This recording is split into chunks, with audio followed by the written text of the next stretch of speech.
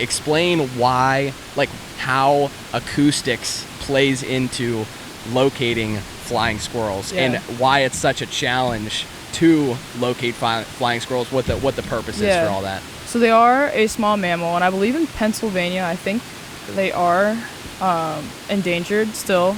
I'd have to look that up. I think they are. Yeah. I think they are, yeah. So it's hard to, find them, and when you do, you don't really want to handle them. You don't want to stress them out. So they use acoustics, in order to say, okay, is there a flying squirrel in this area? Like a presence-absence survey type of thing.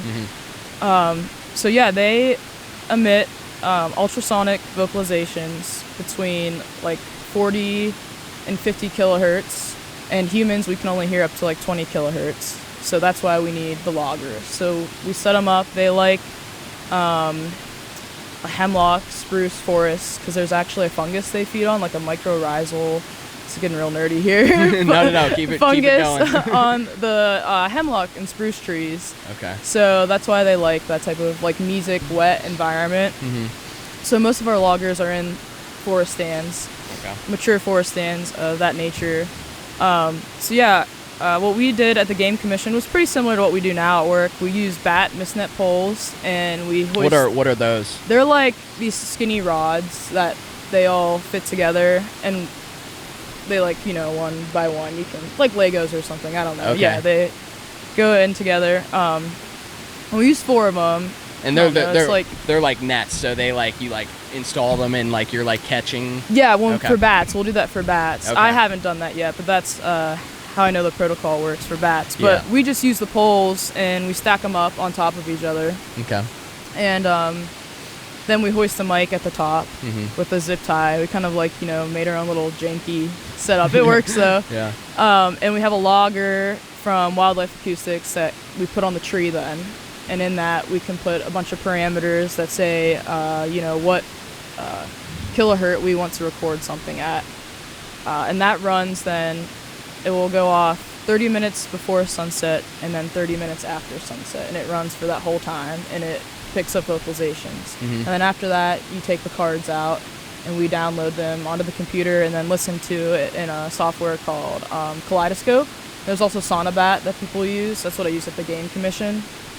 And basically you just sit and you just click all day on your computer and you listen to a bunch of calls. And I before I came here, I was like, I need a, video record of what the squirrel actually sounds like. So if you'd like to hear it, I can play it. Play that. That's really cool. Yeah. And so you're using this information to locate them, but like, how are you locating them? Like, are you just like figuring out the general area that they're in?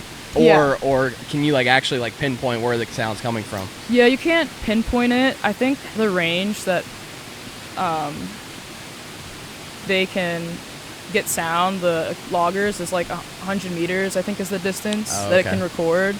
I guess they say usually anything that you can probably hear, it can also hear, and maybe a little better. Yeah.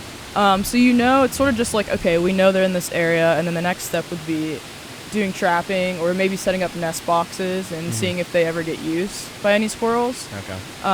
And the only other thing then you can do is tell whether you have a northern flying squirrel or southern. Because a lot of people are like, oh, like I have flying squirrels, but it's usually southern because they're more, there's more of them. There's not as many northern flying squirrels. But, so I do have both, so I can show you what both sound like. Let's hear it. Get that thing nice and close. So, the northern flying squirrel is going to be like very fast trills is what they call them. Okay. So I guess this is another thing I'll explain too. Because it's ultrasonic, when we listen to it in the software, we have to do like a time expansion mode to like draw it out. Because the frequencies are so close together, like the. Yep. Okay. So we have to draw the frequencies out so we can actually hear what it sounds like to them. If not, it just sounds like a bird chirping. Yeah. So, okay.